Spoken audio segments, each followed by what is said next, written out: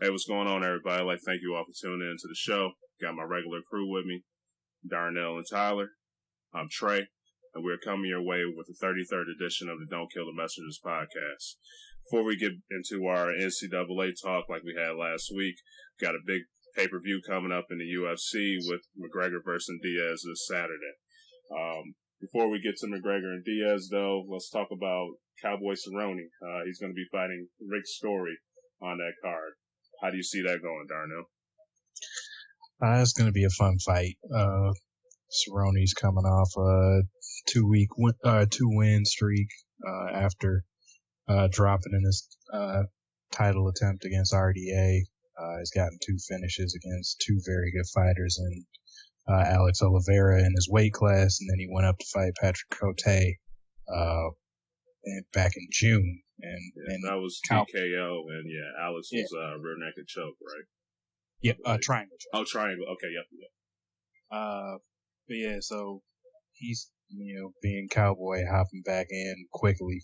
2 months after his last fight, he's back in there fighting a good Rick Story, but he's just on his second fight, coming off of basically a year and a half layoff, dealing with some injuries and things, but coming off of a good first fight back, decision win against Tarek Safadine. It's 2 guys that are going to be able to throw some heavy punches, but I'm still leaning with Cowboy. I think he has a little bit. He has more ways to win. Yeah, I'm going to go with Cowboy as well. You think it's going to be you think it's going to go the distance or what? It definitely has a chance to go to distance. Rick Story is a smart fighter. Yeah. And, Cowboy loses a little bit of his power when he goes up to 170, but, that doesn't mean he can't knock you out. He's devastating, and as he showed against Oliveira, he's a beast on the ground as well. But yeah, it definitely has a chance to go the distance. Story is he's a veteran, so he's going to do his best not to put himself in a bad situation. But at any given moment, either one of these guys can turn the lights out. Yeah. Now, after if Donald Cerrone ends up winning this fight, is there somebody that you would like to see him fight?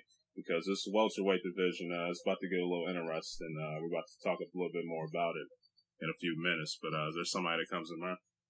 Well, it starts moving him up the ladder where he can start looking at some of those bigger names at 170.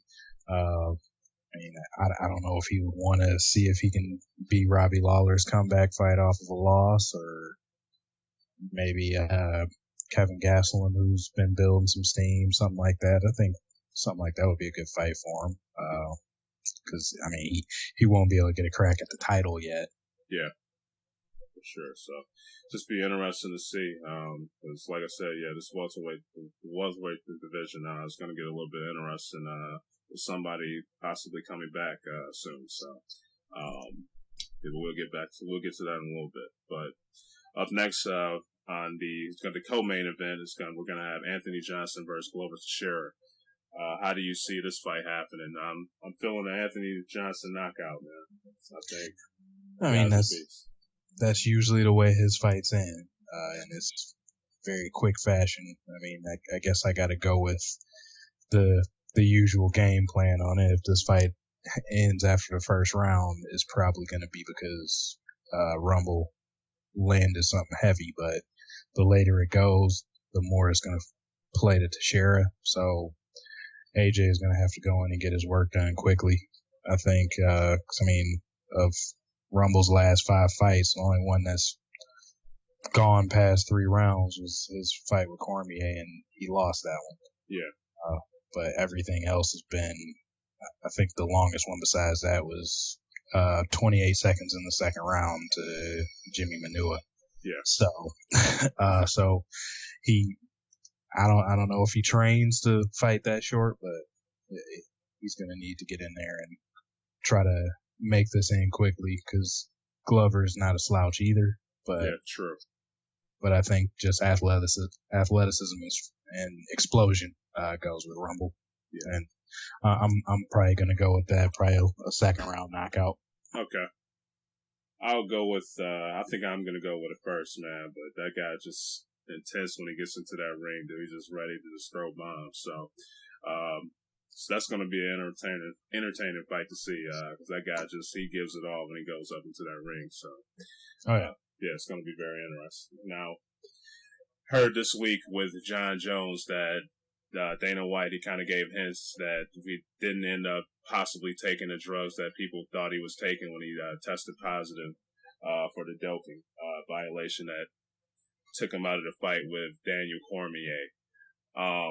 If Rumble ends up winning this fight, how do you think this will go down with the light heavyweight division? Do you think Johnson gets a rematch with Cormier? You think John Jones will get it, or do you think these two will Johnson and Jones will duke it out for the number one contender spot? I guess that comes down to what DC wants to do. Does he want to wait a little bit and let things shake out, or does he want to get back in there and immediately try to get himself a fight? Because I think that would be a really good title eliminator, actually, getting Rumble and Jones in there, because of all he's put the UFC and his fans through. I'm not sure if Jones deserves just to get right in there and get that title shot now. I mean, after having to pull out of a major event with a situation like this. I mean, yeah, it may come out that he didn't take what was suspected, but you still have to look at Jones's past, and there's just been so many mishaps with him and so many screw ups that you have to. I think you have to give him a fight before a title fight just to see if you can rely on him. Yeah, I can definitely respect that decision. I could definitely see where you're going there too. You know, just with the previous troubles that he's been dealing with in his past and stuff like that. So I could see that. Just Johnson and Jones, that would be a good fight to see them two duke it out before either one of them gets the rematch with Cormier. So that would just be good to see overall. Either way, it would be an entertaining fight no matter what. Those would just be two interesting styles just clashing in the ring. So in the octagon. So definitely it would be interesting to see, and be interesting to see how much of a suspension Jones will get, or if he would get any type of suspension at all, just based on what he tested positive for, or if his food or whatever was tainted or whatever he took. So just be interesting to see. Yeah. Now for the main event, Nate Diaz and Conor McGregor had a little interesting scuffle today, man. What do you think about this rematch? I guess, I mean, they're in full promotion mode now. They're showing that the bad blood is still there and throwing water at each other. I think they're trying to sell some fights because it looks like it's not selling as projected, at least in the arena. There's still lots of tickets available last I heard. Oh, really? So, yeah, wow. So I think this might be trying to drum up a little bit more interest. Conor is a master salesman as far as his fights go. Definitely. So give a little bit of drama. He's had this happen a couple weeks ago. He was calling out WWE wrestlers for some reason. So the guy is trying to get attention on himself. So he can get some eyes on this fight. If you want to see him win or lose, he just wants you to watch so he gets his paper. Exactly. Now, how do you see this going down? I don't see it going too much differently than the last fight. A lot of people have been throwing a lot of things around within this fight. Yes, the first round the last time, McGregor was piecing Nate up. No other thing you could say about it. But yeah, this was Nate off an 8-day notice. He hadn't sparred, so and once he got used to the flow of action, he started turning the tables on him. Conor started looking like he was gassing, actually, and then it went to the ground after Nate landed a couple straight-on shots to the chin, got Conor a little rocked, and got him in that rear naked choke. Yeah. I mean, Nate's a durable guy, and Conor, I know he has immense power at 145. Yeah. But 170 is a whole nother deal. Nate's not a natural 170 fighter himself. He's better at 155, but he's been through that grind, and through Nate's career, there's only been one person that's KO'd him, and that was Punk Thompson that did it with a roundhouse kick. So I'm not sure. I don't see Conor knocking him out. Yeah. I mean, with all the shots Nate took in the first round, that last fight, he was primed to be KO'd, and it didn't happen. But now somebody that's had a full camp and will have his head moving and everything down. My money's on Nate. Yeah, same here. I got Nate Diaz as well. Just think that since he's going to be able to have like full camp and spar and everything that he's good at, I think he's going to be more prepared to actually fight McGregor. McGregor, he does have a chance of winning, but I don't think he's going to be able to pull it off with a guy like Nate. Just with Nate being in fighting at a heavier weight class than McGregor just already, and him being able to take some heavier hits than what McGregor's able to. I think it's just a little bit more durable.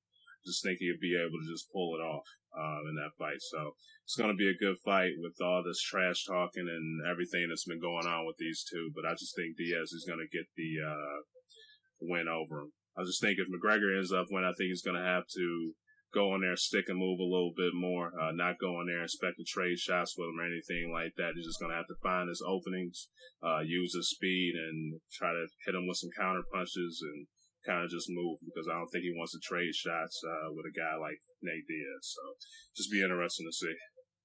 Well, yeah, I mean, it's the Diaz brothers. They both fight in a similar way. Yeah. Nate's not a knockout artist by any means. He doesn't have one punch KO power. Yeah. But they never stop punching. Exactly. So yeah, McGregor's gonna have to be in and out. He's gonna have to show some nice movement. I mean, he's slick with his hands. I give that to McGregor. He took my boy all that while with it. So yeah. He's precise. So when he's on his game, I mean, of course, anybody, if you land a shot on the button, anybody's going to go down. But that's what it's going to take, because he doesn't have better jiu-jitsu than Nate, and I don't think his wrestling is better than Nate. Oh, definitely, yeah. He's going to have to step that up for sure. So. Yeah. So, interesting fight. But like I said, Nate's very durable. Outside of a Josh Thompson head kick, I've never seen him go down by get stopped by punches or kicks. That's the only time, and I'm not sure if McGregor has that kind of power at that weight class. Yeah.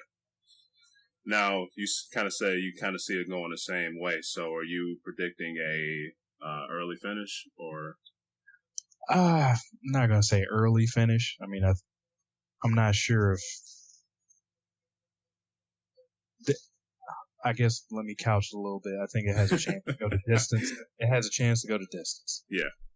But if McGregor's gas tank is looking like it did last time, where he's pushing the pace and tires out or punches himself out, which is how it looked, then yeah, it's probably going to go to the ground, and McGregor's going to get caught in some kind of submission. And, it might not be a choke this time.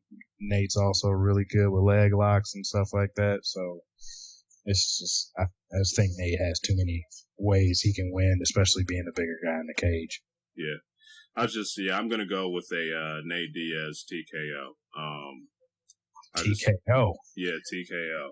I think, like I said, man, the dude, he could hit and, just continue to just swing at him. So I think of McGregor, like I said, if he gets an opportunity where he's going to get backed in the corner or just somehow gets caught with one of those Diaz punches, I just think it's going to get to a TKO to Nate. I just think he's going to catch him. So could be wrong, but like I said, I think Conor McGregor is going to have to use that speed and get in and out. He can't get cocky and be doing some of the stuff that he's been doing in the ring with other guys. So he's going to have to bring his A game to this fight for sure. So that's what I'm thinking. Yeah, and I mean, I think he got humbled a little bit, where he knows he has to respect Nate a little bit more in that cage. He can't just go in throwing a bunch of punches thinking he's gonna clean him up in a round like he had been doing with other people. Yeah, so just have to see, man. It's going to be an entertaining fight with this bad blood between the two, but it's going to be a good one for sure. Now we're about to go to your boy GSP, man. How did you feel when he about the return, him putting in the paperwork and everything to get back into the octagon? I'm conflicted. I mean, guy's had one of the greatest careers ever. If he can come back and he's GSP, he's that cerebral fighter that always has a game plan that's better than who he's going against. Then I'm excited to see it. But I mean, it's been a long time that he's been out of the cage. Yeah, how long has it been? What, I want to say, 4 or 5 years? Yeah. Yeah. I mean, last fight he had was a controversial decision against Johnny Hendricks. Yeah. Apparently there was other stuff going on, so he was in his own head, but everybody was wondering, was the decline start? Yeah. So I guess we get to see. I'm excited to see it. I'll be tuning in to see it. Hopefully it's a nice matchup for him. I know Tyron Woodley really wants him. But I don't know if they go ahead and give him that shot. I know he said he was open to fighting Bisping, but they gave him Dan Henderson. Yeah. So we'll see what happens. In my opinion, that's the greatest welterweight of all time, probably the greatest UFC champion of all time. So yeah. Now, do you think he should get the instant championship fight? Because at the end of the day, he was a champion. And he gave the title up, so nobody beat him for it. So, what do you think they should give it to him, or would you see with all that time off, he just get like a tune-up fight to get ready for a possible championship match? This is one of those situations where I think I'm fine with somebody getting an immediate title shot. He held the belt for so long, and he gave it up. Yeah. Like the other situation, I would have been fine with it. Dominic Cruz, I don't think he needed to take a tune-up fight if he wanted to go straight up against Dillashaw. I think that's a similar type situation. If you relinquish a belt for whatever reason, it was personal reasons for GSP, it was injury for Cruz. But I just think when you've been that long-term of a champion like that, you want to get back in there and see if you can get your belt back. I'm okay with you getting that immediate shot. Yeah. I can definitely agree with you there. Good and well out of anybody that I'm not the hugest GSP fan in the world, but at the end of the day, dude's one of the greatest to do it. So, he had the title, he gave it up, didn't get beat by it. So I wouldn't be, disappointed if they gave it to him. But I kind of, just with how he's looked in the fight with Big Rig and then all that layoff too, I think it'd probably be the best interest for him to get a tune-up fight just because, with all that rust and everything that could lead up to the fight, that could play a huge disadvantage for him. But at the end of the day, like I said, he's one of the greatest to do it. So if anybody could bounce back, it could be him. So I wouldn't have a problem with that at all. You have any other thoughts on the UFC? No, big weekend coming up. Yeah, so I'm definitely going to be checking those fights out, man. There's going to be a pretty good card. Yep. Now we're about to get back to our NCAA talk. This week we're about to start off with the Big Ten. So my man Tyler, he can get ready to hop in for this. But who are some key players that you guys are going to be looking out for this season in the Big Ten? Yeah, Jump in there, Ty. Yeah. It's really interesting when we get to, I guess, what we would consider two of the more elite conferences in college football. It almost seems like every player is a big player, especially when you get to the upper echelon of these conferences. Because when we're going to be talking about the SEC, we could easily name 10 or 12 players, and you can easily do the same in the Big Ten when it comes to who's going to be a key player. So I'm going to go ahead and name who I think is going to be a key player for who I think the top couple teams are going to be, because mainly if you're going to be watching these conferences, these are the players you're going to want to watch. So I'm going to go ahead and start with, I guess my team in the Big Ten, Michigan, who's going to be a key player to watch. I'm going to go ahead and go with a couple. One being whoever wins the quarterback battle. It currently appears it's between Wilton Speight and John O'Korn, who is a grad transfer. If I had to guess, I think John O'Korn's going to win the spot. He showed some good stuff in the spring game. Showed some mobility, the ability to throw, the ability to stay in the pocket a little bit. So he has game experience in college. Wilton Speight last season led the game-winning drive against Minnesota. So really, that's the only in-game look we have of him. But John O'Korn has some in-game experience when he played at Houston. So it wouldn't surprise me if Harbaugh goes with the decision to go with another grad transfer like he did with Jake Rudock. And it worked out well. So I would not be surprised if John O'Korn takes that spot. Also for Michigan, I'm going to go with the receiving core of Amara Darboh, Jay Hugh Chesson, and Jake Butt, the tight end. Those three guys are going to be catching what will seem like every touchdown for Michigan this year. That offense is going to have to be on point if they're going to want to compete in some of the key games. It just seemed like last year when they played Michigan State and Ohio State, really, at key times, the offense just kind of disappeared. They'd be rolling for a small stretch of time, and then it seemed like it was 3 and out, 3 and out, 3 and out. So if the run game with Davion Smith can just be solid this year, when they face, third and longs, which will happen, it happens to every team. If they can, have some reliable hands to give it to, that'll be big for them, keep some drives alive. In terms of Michigan State, who I think a key player is going to be, and I won't steal all your thunder because you'll know a little more than me, Darnell, but I really like LJ Scott. Very solid. He had the big drive against Iowa in the Big Ten championship game. That was really impressive. He's a guy you can really give it to, 20 plus times a game. Granted, I don't know if you want to do that all the time for his health, but he's an every down back, really solid. And then the quarterback situation as well is going to be interesting to keep an eye on. I know there's Terry and O'Connor, right? Yeah, Tyler O'Connor. Yeah, Tyler O'Connor. Those are the two guys that are going to be fighting for the position. Both very capable, but both bring different things, and Darnell will be able to touch a little bit better on that. And then as far as Ohio State, I think all eyes are on JT Barrett. The guy's a stud. It's been his offense for a couple of years now, and it's really time for him to take full reign and really control what's his. I really enjoy watching JT Barrett play. He has a great arm. Well, he's got a good arm, and he's got good feet. Just a really solid quarterback. Able to keep plays alive with his feet, able to stand in the pocket and deliver a great throw when he needs to. It's going to be interesting to see who rises as his top receiver this year. It seems like in college football, unless you have a legitimate stud, it tends to be somebody different each year. So it'll be interesting to see who steps up for JT Barrett in Ohio State this year in terms of catching the football. But I really like JT Barrett. I think he's going to really lead that team. I think they're going to have a great season.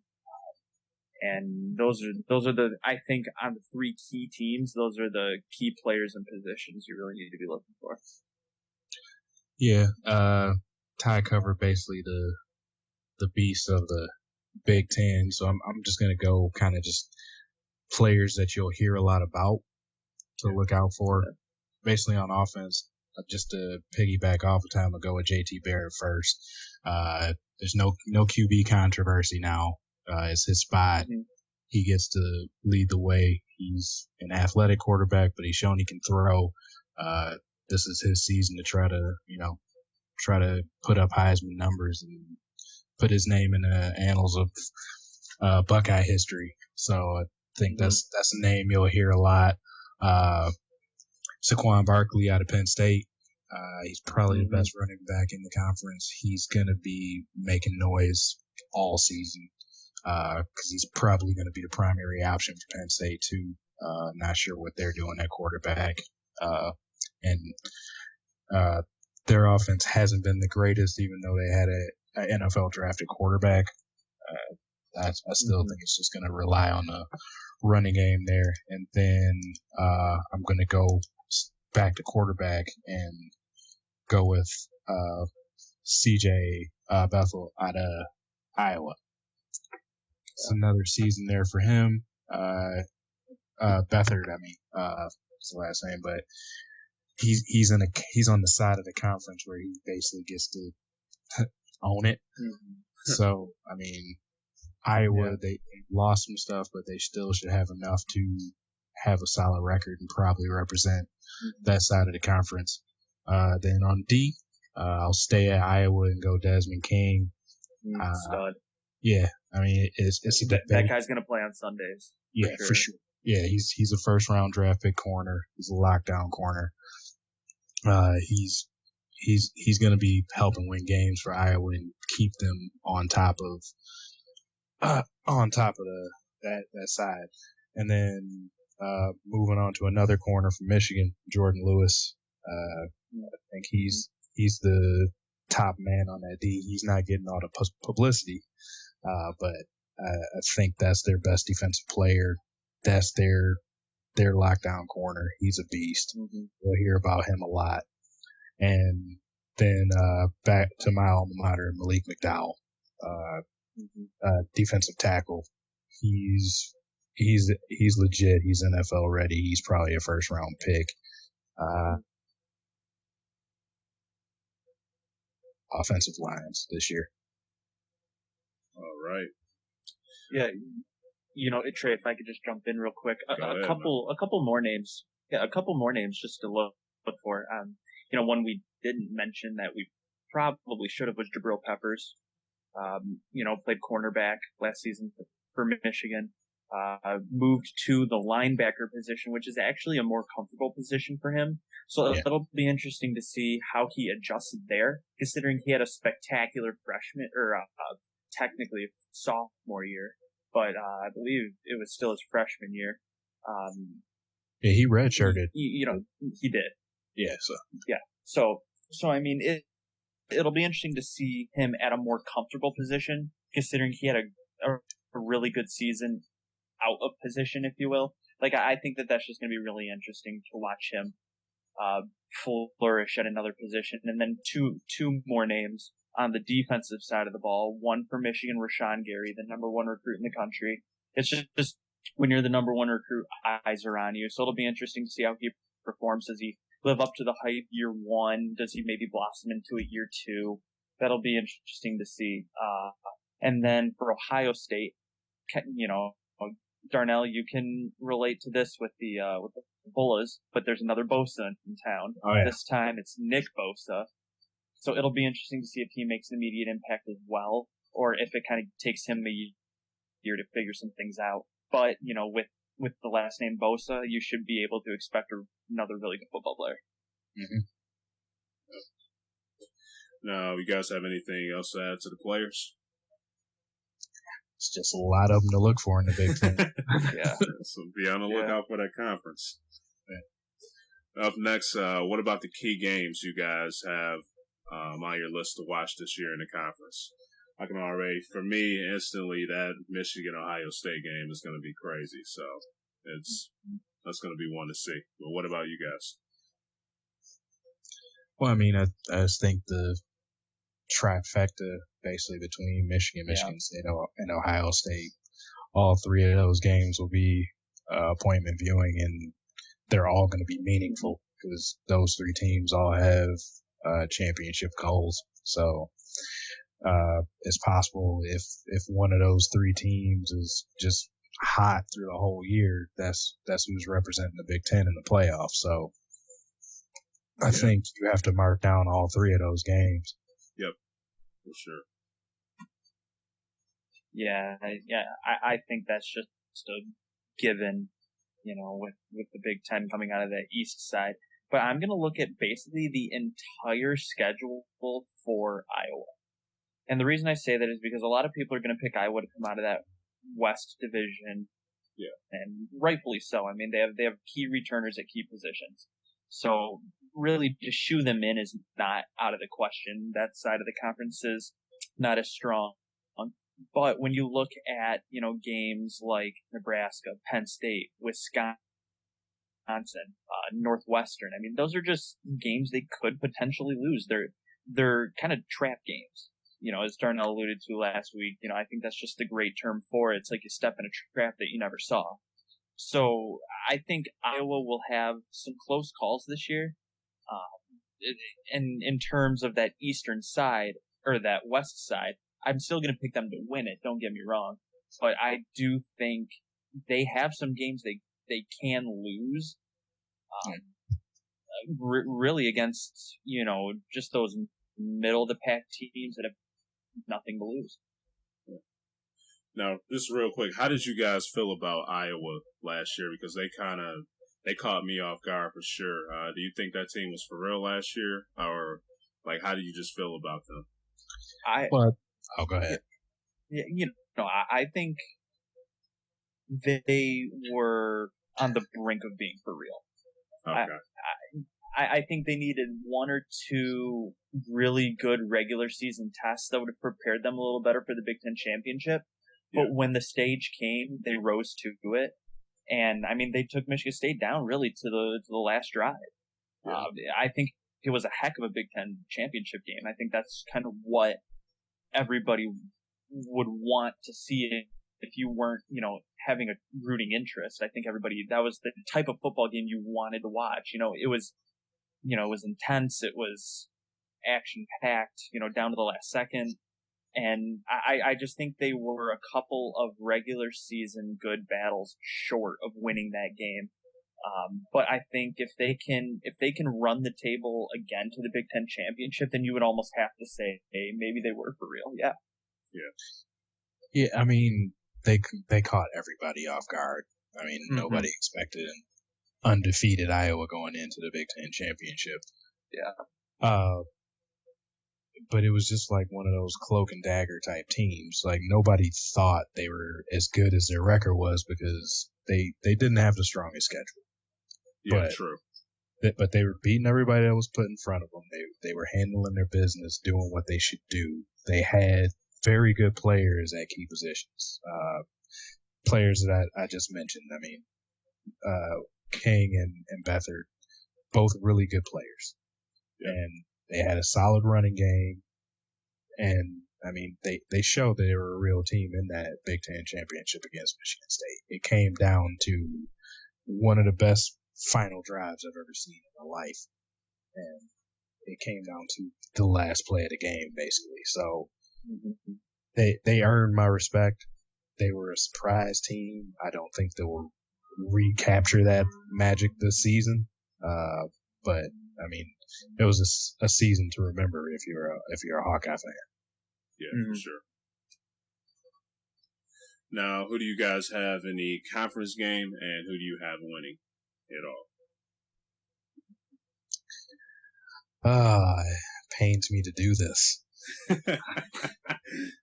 I do not have my Spartans in the conference final. I'm rooting for it, but y'all lost a lot of talent, man. We did. With seniors and just skilled players, man. Y'all lost a lot, so it's going to be interesting to see how Coach gets those guys ready for this season. But yeah, y'all lost some talent, so. Yeah, I mean, I just think it comes down to, like, I know Ohio State lost a lot, but their recruiting classes that they had just rolling through, I think Michigan has a very good team. Their defense is legit. But I still think just the adjustment on offense, I don't trust their running backs. I don't think Davion Smith is that good. They haven't found that spark yet where they'll have a consistent running game. Spate or O'Corn, they're both serviceable QBs, and I actually think Michigan probably has one of the best receiving cores in the conference. But I just think Ohio State, they're already at that place where they're reloading and not rebuilding. So I have them facing Iowa in the conference championship and beating Iowa. Yeah, it's hard to disagree with what you just said. A part of me with Davion Smith, and you mentioned him running back at Michigan. A part of me wants to just say, like, watching them play every single week, not missing a snap. It pains me to say that Davion Smith isn't that good. I think he's good. I just think it's kind of the Barry Sanders syndrome. The offensive line doesn't give him enough. The only difference is, Barry Sanders was able to create his own space, and Davion Smith can't do that. Sometimes he misses the hole. Sometimes he just, I don't know, isn't patient enough behind his blockers. And I think the running game is going to be more dependent on the offensive line than it is on Davion Smith. Despite any of that conversation, I still think Ohio State is going to be winning the East. Just like you said, Darnell, I think they have the right leadership at the right position in JT Barrett. And I think JT Barrett, the guy is setting Ohio State records. This is basically his year to do it. I bet he's still so hungry from, leading the team into the playoff or into the Big Ten championship game and getting hurt. That was his team, and it just a different story played out. I have always respected Ohio State. They always had good teams. Don't like them, but you know how that is. Yeah. And then on the east or the west side, once again going with Iowa. That's the no-brainer pick, if you will.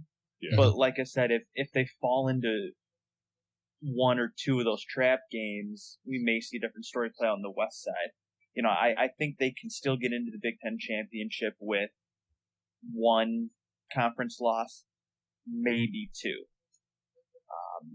I think the only other team we can see doing anything would be Wisconsin, and it's not like they're super impressive either. So, yeah, I think the winner of the winner on that side is coming out probably with two losses between. Yeah. I think Wisconsin and Nebraska are both good enough this season to beat Iowa. It just depends on who will and how they fare against each other, those three. Yeah, and I think one key factor there is the fact that Iowa gets both Nebraska and Wisconsin at home. Yeah. Yeah. And Wisconsin or Iowa tends to play well at home, a little bit better at home than they may normally appear. Just something about, Iowa City gives them what they need. And being able to play your big games at home is something that they like to take advantage of. Mm-hmm. I think from watching Michigan State travel there every once in a while. It seems like we ran into that. Yeah. It seems like Iowa always just brings it at home, and that they sometimes lack on the road. I've seen Michigan win at Iowa big, and I've seen them win close and lose. So, whichever Iowa team decides to show up in those big games is going to be the one that, either makes it to the Big Ten championship game or loses out. I think their biggest road game is at Penn State. That's a 6:30 start, so they're going to be going into the night in the dark there. And when it gets dark at Beaver Stadium, it gets loud. So I think that game could be one that they potentially lose, but I still like Iowa coming out of that side. Yeah, I agree with you both here. I think Iowa's going to win out of the West, and then I think Ohio State's going to get it. Just a huge fan of Urban Meyer, so I'm going to be rooting for that team in the Big Ten. So, y'all already know I don't care about Michigan State and Michigan. So, so just going to be rooting for, hope Urban Meyer goes out there and he can do it for Ohio State. So, well, neither of us will be rooting for it, even though we said we think. You're right. Yeah, you're absolutely right. This is just me trying to be non-biased and state facts here. But I'm surprised you ain't getting caught up in all the hype for Harbaugh. I thought you, with all that stuff he's been making the news and stuff, man. I thought he'd be getting you to root Here's for my him. deal here's my deal. Love Harbaugh, love what he's doing. Even though it might rub people off the wrong way, I love his attitude. Yeah. I love his I don't care what you think, we're just going to do what we're going to do attitude. I think that's what college kids like to see in a head coach. They like to see a guy that is going to just rally around his team and, back them up no matter what, and just kind of say, hey, forget everyone else. I think that's great. I think he's brought in a good recruiting class. I think 9-3 was a success despite losing their 3 biggest games of the year. I think he's leading the team in the right direction. But I think they're still got some work to do. I think there's still 1 year. Yeah. I think they still have to learn to win the big game. And I think that's not so much a culture issue for Harbaugh, because I think he gets those guys ready. I think he had them ready for Michigan State last year. They just lost it on a bizarre play at the end. I think he had them pumped up enough and ready for Ohio State. I think the players just got out there and kind of just fell into a shock once they fell behind, because they were rolling going into that game. They were rolling going into the Michigan State game. I think they just kind of they just kind of hit a brick wall against Ohio State. And first game of the year against Utah, that was just first game of the year stuff. They looked like they were a team with a new head coach and a new quarterback. I mean, there's just no getting around that. So my thing with Harbaugh is love it. I love what he's doing. I love the players he's bringing in. I think they just need the experience of winning the big game. Once they can win one big game, that'll lead to 2, that'll lead to 3, 4, 5, and set them on their way for the future. I just think they're still 1 year away. I would like to see quarterback Brandon Peters, who they recruited for this year's freshman, take the job next year, really get good preparation this year, and have the job for 2 or 3 years. I would really like that. I think they need a solid quarterback in the system. I don't think they need to be continuing bringing in grad transfers. I understand the thought process behind it. Harbaugh bringing in a guy that can run his system, especially when this is his first recruiting class, so it's not like he got a guy in last year. He more is just now getting his players that he would like to see. So I still think they're 1 year out from the Big Ten championship game. So I'm already going to say right now, next year I'm picking them to go to the college football playoff. All right. This year, I think this year's still a learning experience. I really do. Do you expect, though, a win versus one of your 2 rivals? Yes, I do. I do. Okay. The reason,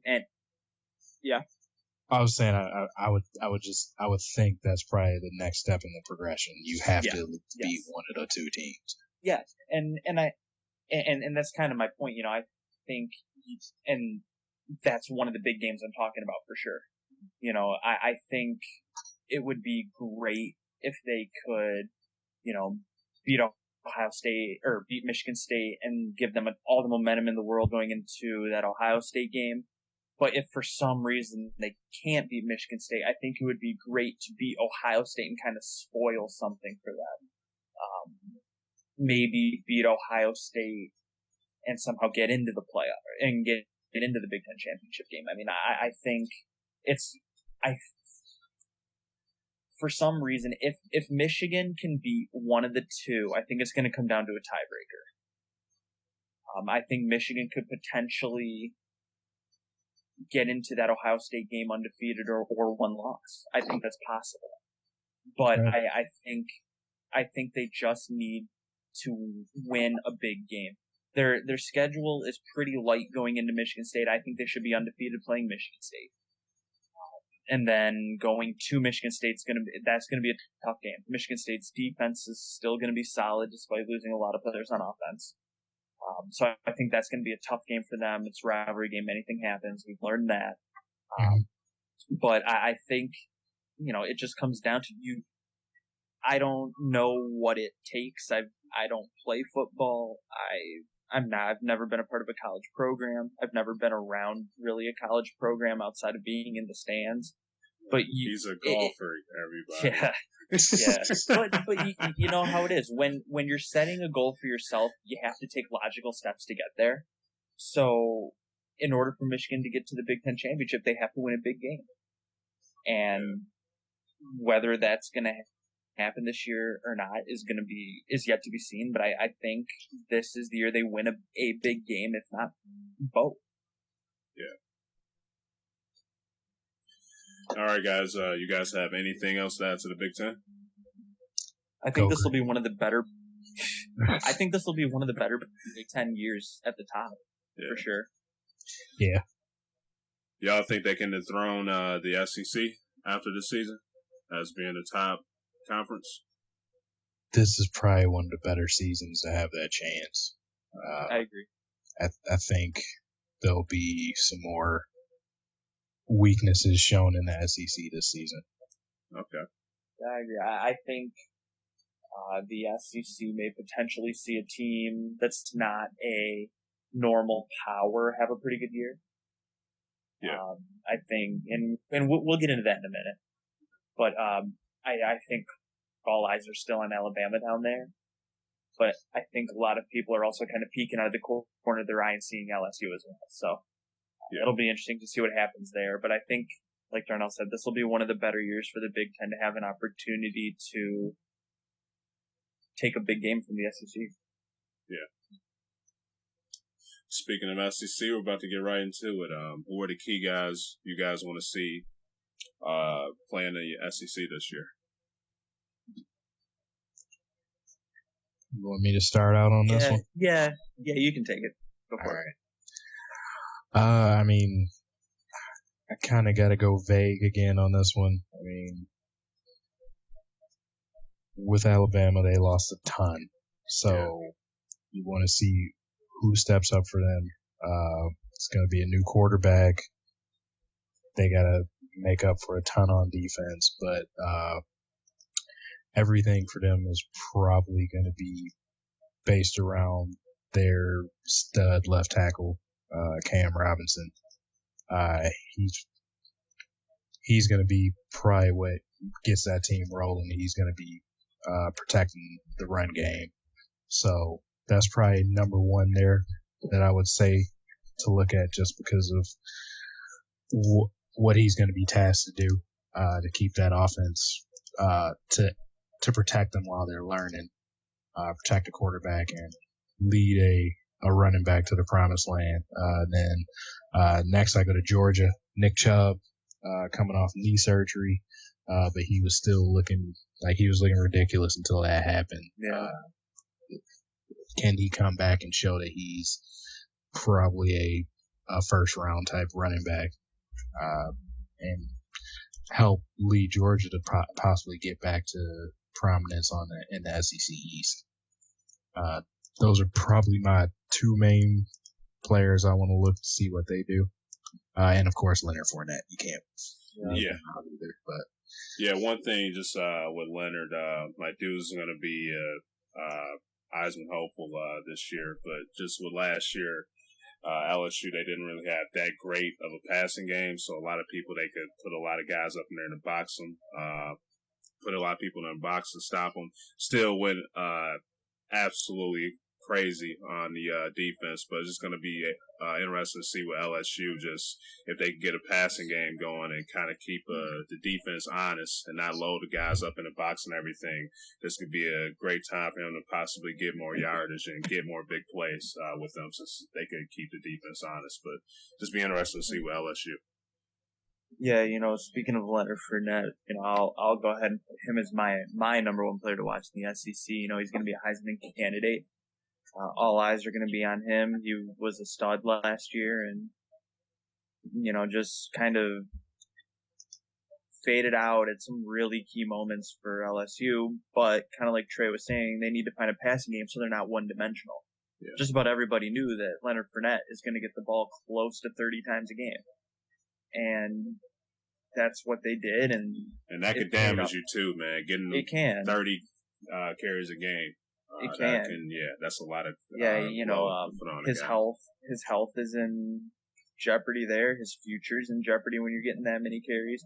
So I mean, he's still going to be really good. He's still going to get his yards. He's still going to get his touchdowns. It's just going to be interesting to see if maybe they try and work him out of the backfield and maybe get him some passing yards this year. Like maybe build a passing game that involves him. Yeah. I think that would be very logical, and that'll also give NFL teams something to really look at, as the NFL's really starting to thrive around a pass catching back. Considering he's most likely going to be playing on Sundays, why not go ahead and give him that type of exposure to the NFL? But it'll be interesting to see what Les Miles does with him and that, offense, trying to figure out what a good game plan week in, week out is going to be with, the offensive coordinator, and see how they can really work Leonard Fournette in unpredictable ways. Because I don't think we saw that a lot last year. It was just a lot of Leonard Fournette up the middle, and became predictable, almost became a little bit boring, especially when he wasn't breaking them big and he was getting stopped. They just became really boring to watch. Another position I think is going to be a good watch. Darnell alluded to it maybe just a little bit, but who's going to be quarterback for Alabama this year? Yeah, Coker was a big time player down the stretch for that team, and really after they lost to Ole Miss last year, Alabama kind of hit another gear. They got back to their winning ways. Granted, a lot of it was on the shoulders of Derrick Henry, and he was a beast down the stretch for them too. But Coker made some huge throws, especially in the college football playoff. Oh yeah. So that's not something you just replace by telling a guy, all right, go out and do it. It's something that comes with experience. It's something that comes with, just reps and practice and reps in games and preparation during the week. That'll be just really a key factor in what Alabama decides to do this year. Yeah.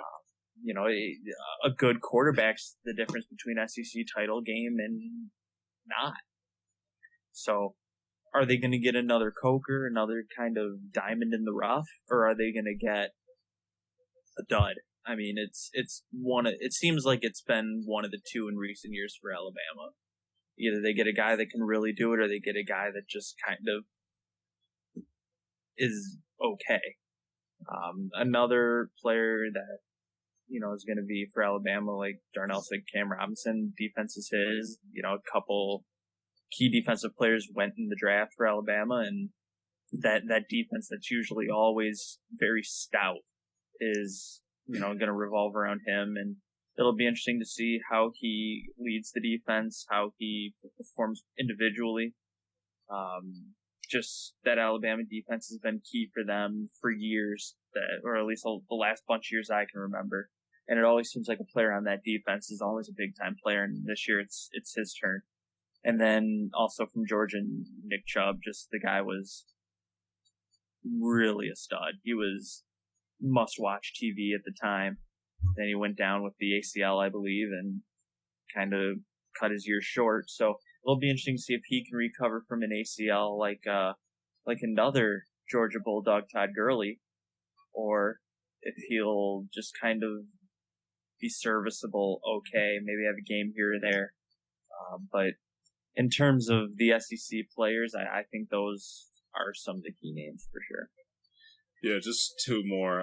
We were talking about the Alabama with the whole quarterback situation. I don't expect Alabama's quarterback to, have like an Eisman performance year or anything like that. I kind of see them being whoever starts to kind of be a game manager, clock manager for the team, kind of like what the previous Alabama quarterbacks have had under the previous years under Saban. But two guys I'm going to be looking for to kind of help move the offense, keep the offense on the field with their new quarterback. I'm going to be looking out for Calvin Ridley and my man O.J. Howard as well. Those two. Calvin Ridley, he's had a great freshman year. I think 1,045 yards. And 7 touchdowns. He's coming into a sophomore year. And my man O.J. Howard, he just went beast in a championship game thanks to people not covering, but I still, the guy can still absolutely play football. So those are just two guys I think going to help that Alabama offense move the chains through passing. So those are just two guys I say be out on the lookout for to help with the new quarterback change at Alabama. So now, what about key games in the conference for you guys? I think you have a couple obvious ones. The LSU Alabama game every year is, Tunein TV, got to watch it. It's usually always a good 3:30 game, if not prime time. So that's one I'll definitely be watching. I'm also going to be really interested in watching Georgia play, a couple of their bigger games with new head coach Kirby Smart. Watching them play like Ole Miss, Tennessee, and probably it'll be interesting to see how he handles Auburn as well. Auburn not as strong as they've been lately, but I still think that could be an interesting game, especially if Georgia doesn't gel real quick. One more game I'm interested in is the Alabama Ole Miss rematch. This time it's at Ole Miss. I think tempers will flare a little in that game. I think that'll be a physical game. It'll be a hype game. It'll be a well-played game, I believe, from both sides. Just last year, I don't think anybody really expected Alabama to lose to Ole Miss, so I think they're going to be looking for a little bit of revenge. Yeah, I agree with you, Ty. The Alabama rivalries, those are just some of my favorite rivalries in football. I don't care whatever team is ranked, whenever they play, how high they're ranked or how low they're ranked. Anything can happen in those games. Anybody can come out victorious. So those games are always fun with Alabama. Like you said, with Ole Miss and Alabama, I think that's going to be a pretty good game as well. Both teams losing key great players. But one thing that either team I wouldn't, like I said, I wouldn't be discouraged with a loss with either team, because there's one good thing about this game is that it's going to be played earlier in the season. And one thing we know is better to lose early than lose late. So this could be game changers for either team. Whatever happens when they get on the field, they can end up getting better. Like I said, Alabama lost, and after that loss, they just started to pick it up and start playing great football. So it's going to be good games coming from those teams. Yeah, I can agree that Alabama Ole Miss game is going to be interesting to watch to see how fired up Alabama comes in for it, because a lot of talk went into that game, especially after Ole Miss won from Chad Kelly and company. Yeah.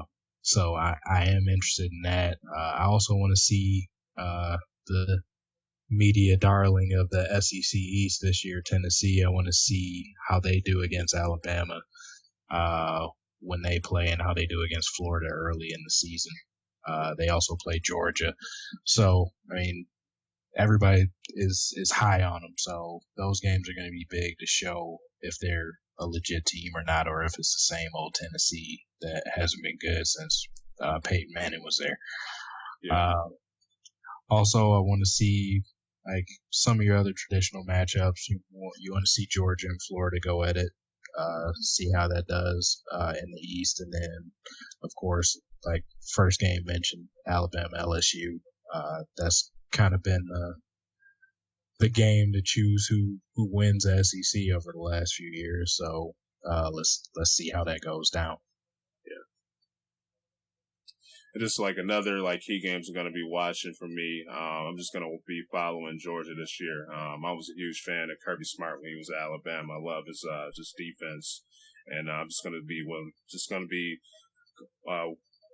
to watch, see what he's going to be doing with that Georgia team over there. See what type of how he's going to improve their defense and everything with that team over next couple of years he's going to be there. So this is going to be a team that I'm going to be watching this season as well. So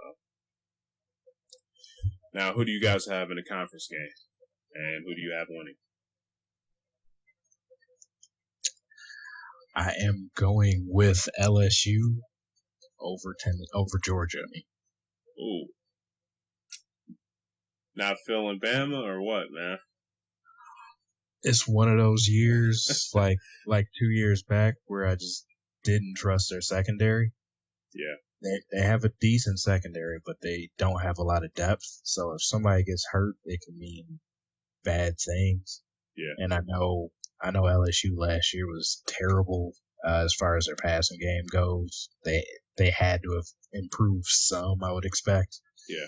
And I just think they have a little bit more coming back, and I'm not sure about Alabama's quarterback situation this season. I mean, Cooper Bateman, who looks like he'll probably be starting. He's, from the little bit we got to see of him last year, he's not bad, but it's not like that elder statesman that's taken over like Alabama's had the last 2 years with seniors under center. So I'm not sure. That's respectable. Yeah, and I think you made an interesting point there as well. Saying you don't really trust Alabama's secondary.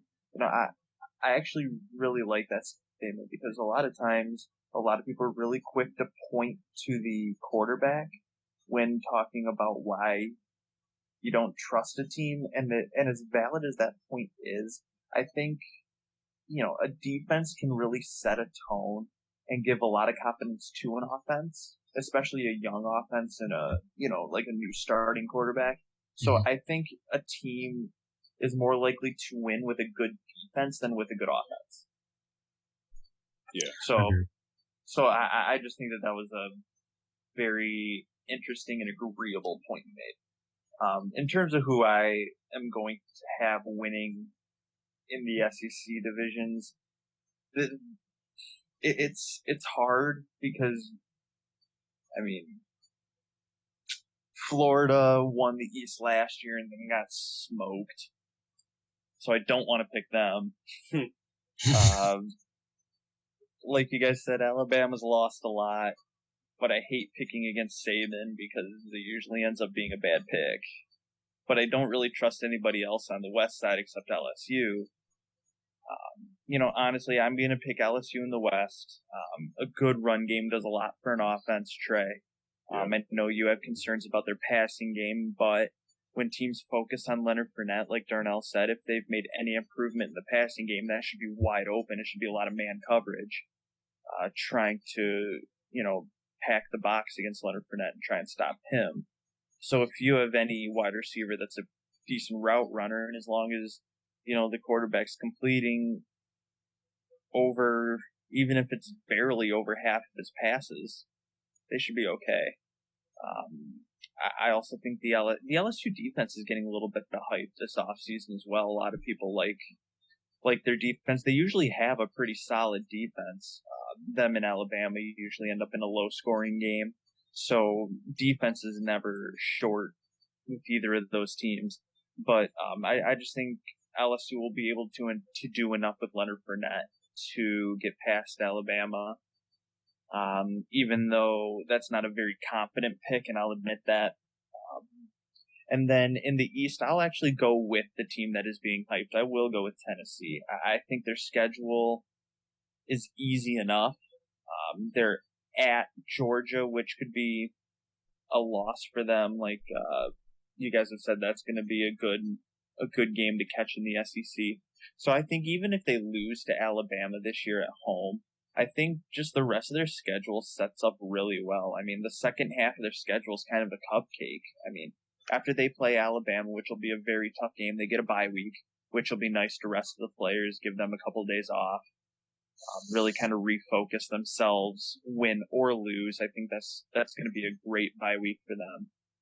But after they come back from that, they play South Carolina, Tennessee Tech, which is a school I've never heard of, Kentucky, Missouri, and Vanderbilt. So if they can really get to that bye week with 1 or 2 losses, I think they'll run the table the rest of the way and get into the SEC championship game. All right. Oh, and they start the year with Appalachian State, not a blow off. Yeah. Don't blow it off. Take it seriously. Yeah, man. That was a classic game between them and Michigan, man. Yeah. I was there.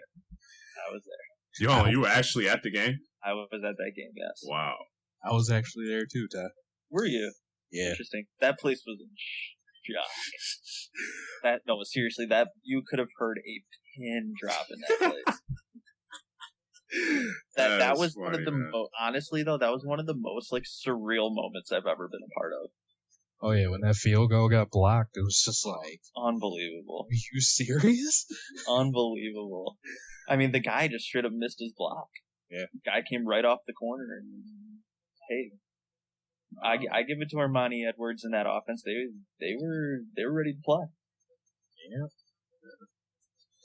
Yeah, you guys brought up interesting points with LSU. I'm going to stick with Alabama. Just when in doubt, going to roll with the champs. They're defending champs, so I'm going to go with them. So true. Can't pick against the favorite. Yeah. But yeah, man, I'm just nervous about Alabama. Like I said, with the whole quarterback situation, to see how they're going to be clock managers for the team. But like I said, I think Ridley's going to have a great year for his sophomore year, and I think my man O.J. Howard, he's going to help him too move the chains.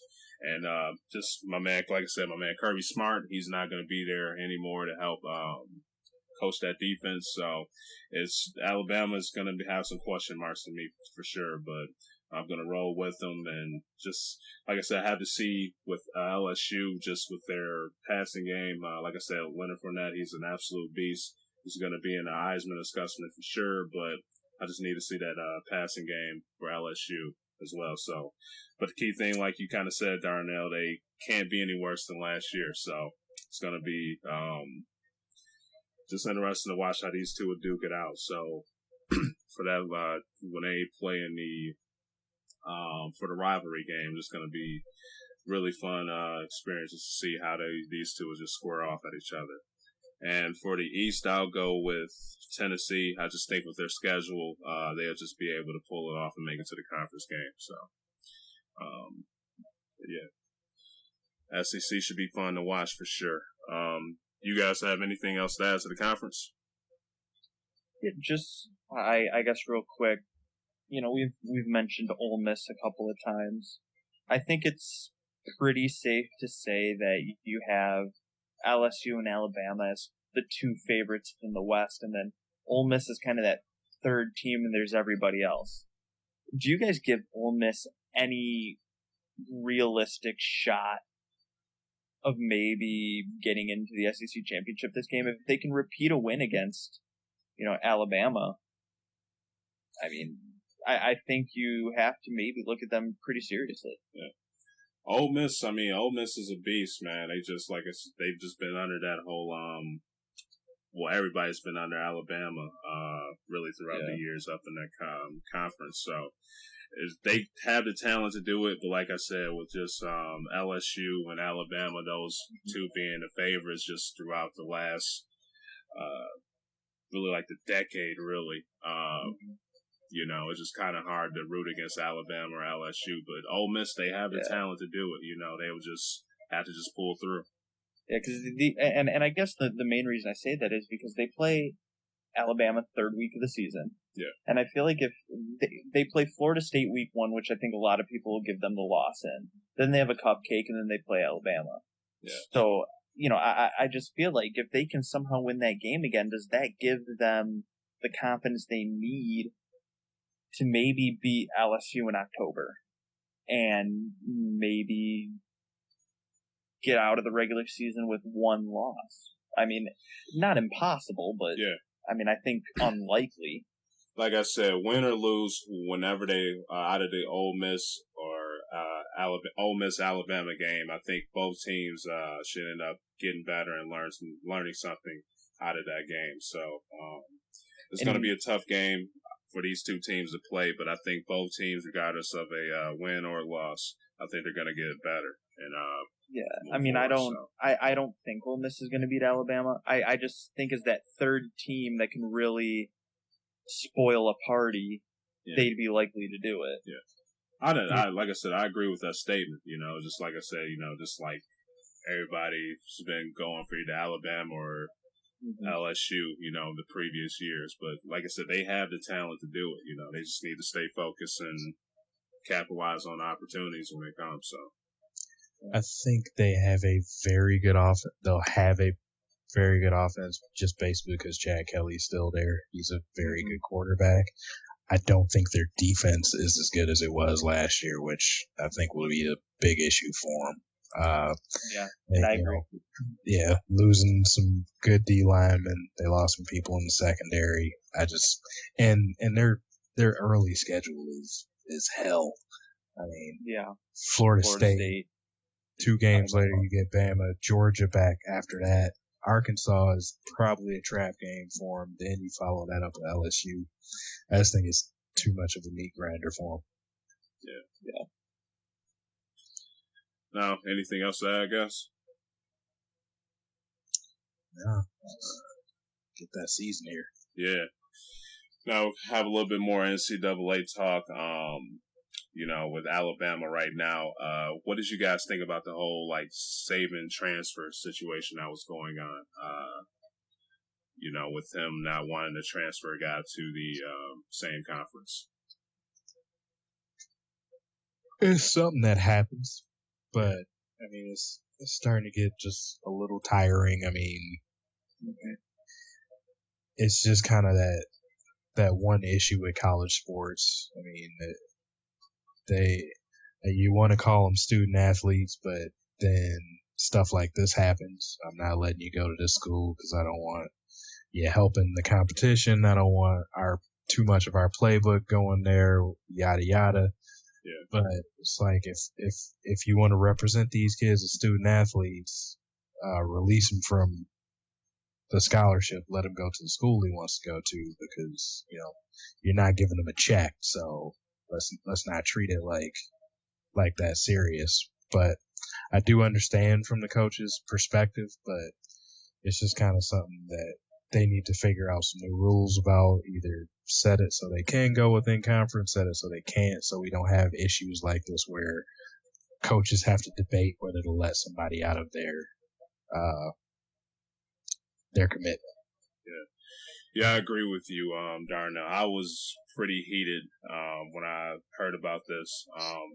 I think there needs to be more reform for the players. I just don't like the whole idea that a player can come to a college and just bust their ass off, go out there, man. And it's hot in Alabama. Me and you've been to Alabama, man. When that sun in the summer, that heat is no joke, man. So for them to go out there, literally bust their tails off, and then if they don't like it there anymore, they find a better opportunity to go somewhere else that can help them further their career, possibly go professionally, and then say, oh, well, he's in the same conference. You can't go there. I just don't like that whole idea. I mean, these are guys, they can't even let their likeness get used in a freaking video game. And you tell me, they can't even at least get allowed to go somewhere where they want to play. So it's just, I didn't like the whole things that was just stirring up out of that whole situation, but Saban, he could do that. That was the rule. But I did not like that. I think they should change the rules to help the players, transfer and things like that. Look out for the players more. Yeah, definitely agree with what both of you were saying. The thing is, each year a new recruiting class is coming in, and if there's a better player in the recruiting class, he's going to play over you. So a lot of times that's why these players want to transfer, just due to the fact that they may not be playing.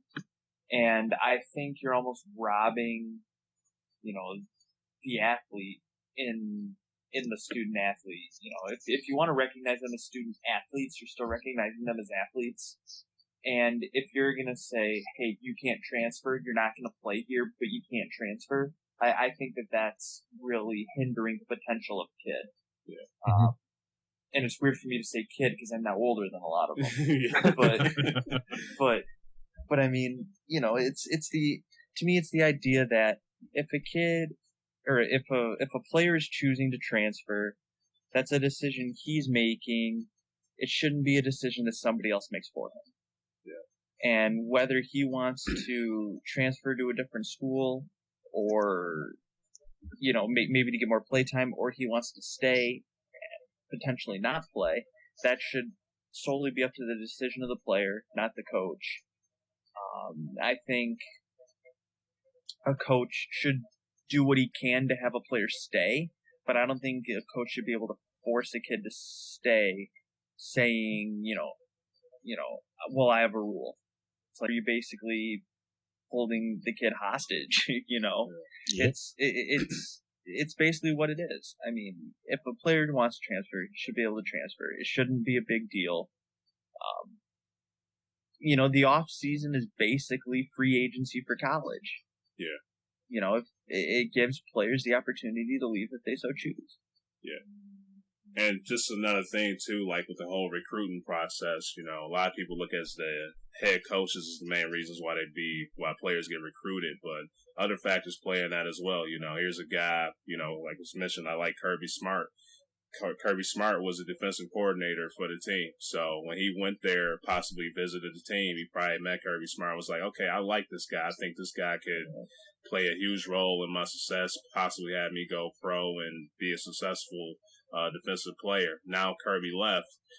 He went to Georgia where Kirby Smart is. So there's other factors that could play in besides the head coach and why a player decided to go to that team in the first place. So I just think just overall, I think there should be better ways how players can just transfer out and be able to play for either college, whatever college they want to, regardless of conference. Because either way, the SEC, the NCAA, they was making a lot of money off these guys regardless of where they were playing. So. Mm-hmm. Now, up next, we're just about to talk about the preseason poll. What do you guys think about the poll? Is it too high? Are some of the teams rated too high, too low, or what? Go ahead and start that one, Darnell. I mean, it's always hard to judge when you're talking about preseason rankings because not a single game has been played, so we don't know how these teams look. Yeah. So I mean, we're all judging it based on what these teams lost, what they gained in recruiting, and recruiting is a bunch of 18-year-olds coming in that you don't know how their head is going to be in the game, athletic talent or not. Looking at it, I mean, I'm okay with it how it is. I would probably flip Clemson and Alabama. Yeah, same here. I just think Alabama, they got too many problems right now. Potential problems, I'll say, since it's preseason. But. Yeah, I mean, just like I said, they lost a lot. They lose a lot every year in the draft. But they're still usually a top 5 team. So I'm not saying they're grossly overranked. I just wouldn't put them number 1. Clemson didn't lose quite as much, and the players returning, they have the highest quality player returning. So I probably have Clemson 1, Alabama 2 or 3. I probably would drop Oklahoma down to like 5 or so. Maybe outside of that, I would probably drop Stanford down a little bit too. Just 'cause I think their quarterback loss is going to be bigger than most people believe. Hey, they got McCaffrey though, man. He can do everything for them, dude. They might have him at quarterback and defense, man. So. Yeah. Yeah, if you put that much on one player, I definitely cannot say you're a top 10 team. So I think they should probably be somewhere around maybe 12 to 15 until they can show that they have a quarterback that's serviceable enough to go through those games if they come against a stout front seven that can keep McCaffrey in check somewhat. What about you, Ty? Yeah, I think if you ask just about anybody who's a fan of college football, that'd be the general consensus that Clemson and Alabama should be switched. I think, once again, Deshaun Watson coming back, I think that should be enough to have Clemson number 1. Whether they use that as motivation or not, I don't know. But I think Clemson knows they're good enough to get right back to where they were last year and hopefully have a different outcome. I actually like Oklahoma at 3. I think Baker Mayfield, key returner at a key position. I think Oklahoma is going to be a team that just reloads from last year. They, you don't rebuild, you reload. I think they're going to be one of those teams this year. I'm okay with Florida State at 4, even though I think they'll climb pretty quick. I think they could potentially win a couple early games pretty big and maybe flip flop into that 3rd or 2nd position just based off of how big they're winning a couple of games. I think Ohio State at 5's pretty secure. One team I'm going to be interested to see, I think it's an appropriate ranking, is Notre Dame. They're going to have, a quarterback competition that's going to be off the charts. And, what's the name? Zaire and what's the other guy's name? Anyway, I think Notre Dame has potential to have a really good year. It'll really depend on what happens with their defense. I think their defense was kind of their Achilles heel last season, so that'll be interesting. One team that I think should be ranked a little higher than they are, I'm actually going to go down and talk about Iowa, currently ranked 21, I believe, and I just think only having one loss last year and having key returners at key spots should make them a little bit higher. And now I'm not saying they should be inside the top 10 or anything, but I think being ranked 21, I think is just a reflection of their schedule more than anything else. Yeah. Last year kind of had a weak schedule, have a weak schedule again. They'll have all the chance in the world to climb. So I think that's one team I would like to see ranked a little higher. A couple teams I think that are ranked also a little poorly. I think USC at 15. I think they should be a little bit lower just because they haven't proved anything lately. They kind of had the Michigan syndrome for a while. I call it the Michigan syndrome, where you just get good recruits and nothing comes of it. I think that's just been USC lately, really ever since the allegations and losing Pete Carroll. I think USC just kind of has trended in the wrong direction. I would like to see them come back to relevance in college football and really have a strong program again, but I just think their ranking's a little too high. And Trey, a team that you for some reason seem to like, Miami, Florida. They're just inside the top 25 rankings. I don't even think they should be ranked, period. They haven't done anything. I don't think they're going to do anything. Wouldn't be surprised if they fall out of that pretty quick. So, but like Darnell said, it's the top 25. It's the preseason rankings. Nobody's played a snap yet. We have no idea. We just think we know. Yeah. So it is what it is. By week 3 or 4, we should have a pretty solid idea of who's who. Yeah. The rankings will start to shape up. We'll have some key games already played by that point, so we'll know who's for real.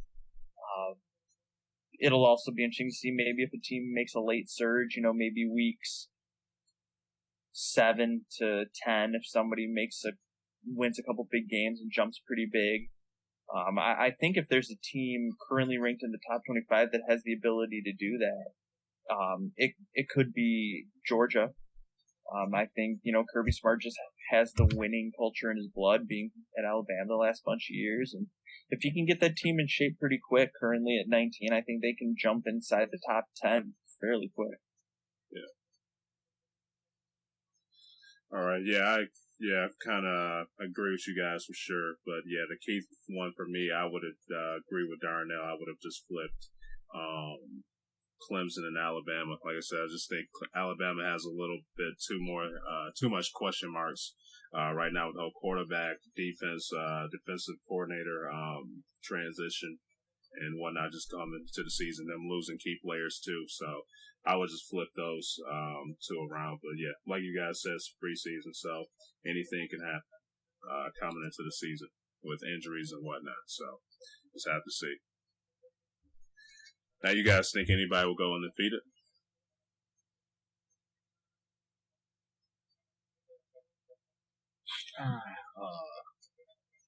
Doubtful. That, I would agree. I'm going to go ahead and just say no. I don't think anybody's going to do it. I'll just go ahead and say it. He's throwing it out. No. I mean, if a team is likely to do it, I would pick Ohio State to be most likely to do it. Yeah, same. Just here. because I think in terms of the last 3 or 4 seasons, they've been one of the 2 most dominant teams, probably alongside Alabama. Alabama may end up with 1 loss typically, but that's because I think they're just in a tougher conference. Yeah. But, outside of Michigan and Michigan State, I don't see anybody really posing a threat to Ohio State. Yeah. I think, Ohio State, they do have a chance at going undefeated, but I think probably at Oklahoma, yeah, is really a looker. Yeah. Yeah. I was going to say probably if somebody does it, I think it's Clemson or Oklahoma that goes undefeated. Okay. Yeah. I would say the Clemson or Ohio State, but those are 2 I would say for it. So, and what about the Heisman? Who do you guys think will win the Heisman? McCaffrey. You got McCaffrey, okay. I'm gonna go Deshaun Watson. I'm going to Deshaun Watson just due to history. Since the year 2000, there have only been 2 running backs to win the Heisman. I think the rest were just quarterbacks. So I just think McCaffrey, I think, like I said it many times, he should have won last year. But I just think people love quarterbacks, man. So I just think Deshaun Watson's going to be the guy to get it. Now, don't get me wrong. Christian McCaffrey would be I would like to see win the Heisman vote. Yeah. But who I think is going to win it would be Deshaun Watson. Yeah, same here. Like I said, I love McCaffrey. The dude's a beast. Like I say, he does it all for Stanford. But just with me looking at the history of it, with just how quarterbacks have won since the year 2000, I'm going to go with Deshaun Watson on that. And to close the show off, who do you guys have in the playoffs, and who do you think will win it all? Well, going back through our predictions, I guess that's having me put Clemson, Oklahoma, LSU, and Ohio State in the Final Four. Okay. And I guess that's gonna have a showdown with Ohio State and LSU, and I'm gonna roll with the Big Ten. Yeah. All right. Yeah, that would have me going with Ohio State, Florida State, LSU, and Oklahoma as well, because I said I believe the Pac-12 is going to be left out again.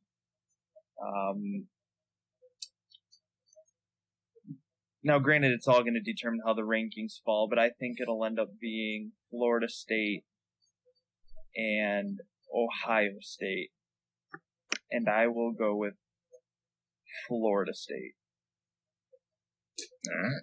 All right. Shot in the dark. Okay. That's really all it is at this point. Yeah. I'm going to go Clemson, Alabama, Florida State, and Ohio State. And I've got Clemson winning it all. And I'm going to take an even more shot in the dark. Whoa. So, wait, did you say Clemson and Florida State? Oh, yeah. What am I talking about? Yeah. I'm looking at hold on. Alabama, Clemson. Looking at the wrong thing, Tyler. Yeah, it's good to call it out. Yeah. Alabama, Clemson, Ohio State, and Oklahoma. And I have Clemson winning it all. And I'm going to say it. I'm going to get a shot in the dark. I'm going to say they're going to go undefeated, too. All right. All right. It's going to be interesting. Like I said, it's going to be a long season, so it's going to be interesting to see once everything gets into shape and everything, we can look at our predictions. By mid-season, we'll probably look all really stupid. Yeah. So it'll be interesting to see, man, for sure. So yeah, for sure. But you guys have anything else to add? No, I think we packed a lot in there. Yeah. So, thank everybody for tuning in. You can check us out on Stitcher, iTunes, YouTube, podcast.com, SoundCloud. Just hit Google, Bing, or whatever your search engine is. Type in Don't Kill the Messengers podcast. We should pop up somewhere. So check us out. You can also hit us up on Twitter at DKM_cast. And appreciate it. Thanks for listening.